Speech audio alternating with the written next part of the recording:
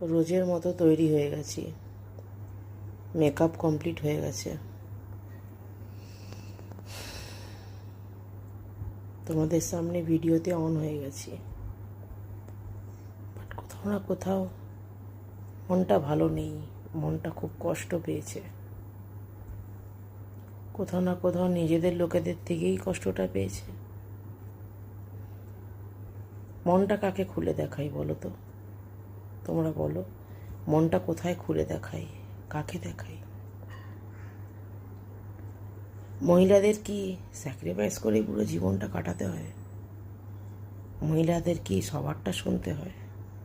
নিজের কখন করব, নিজের কখন শুনে বাঁচব, নিজের মতো করে করে কখন জিন্দা থাকব? নিজের মতো বাঁচা, নিজের মতো থাকাটা কি ভুল? সবারটা শুনতে হবে, সবারটা সহ্য করতে হবে।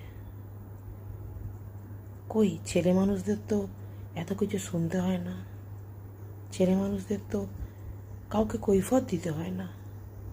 নারীদের কেন, লেডিসদের কেন?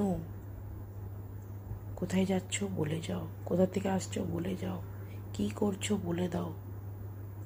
কেন এই কাপড়টা পরলে, কেন এই জামাটা পরলে, কেন তুমি জিন্স পরলে,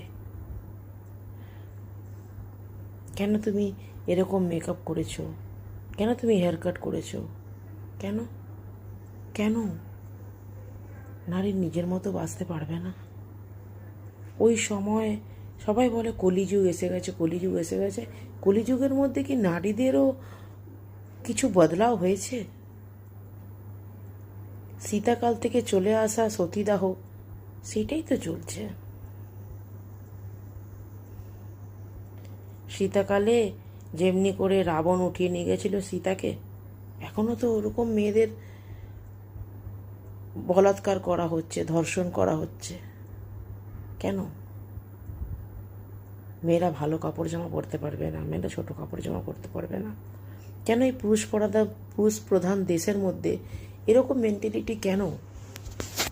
সবাই তো শিক্ষিত, সবাই তো পড়াশোনা জানে, বড় বড় জায়গায় বসা করছে, তাও লেডিসদের জন্য, মেয়েদের জন্য কি একটুও মাইন্ড লোকের চেঞ্জ হবে না? এটা কেন করছিস, এটা কেন করছিস, তুই এটা কেন বললি, তুই ওটা কেন করলি, তুই এখানে কেন গেলি, তুই এত রাত্রে কেন আসলি, তুই এত দূর কেন গেছিস, তুই বন্ধুর সঙ্গে পার্টি কেন করছিস? কেন ভাই? মেয়েদেরকে কেন এই জ্বালা দিয়ে, যন্ত্রণা দিয়ে ভোগ করতে হয়? মেয়েদেরকেই কেন সারভাইভ করতে হয়?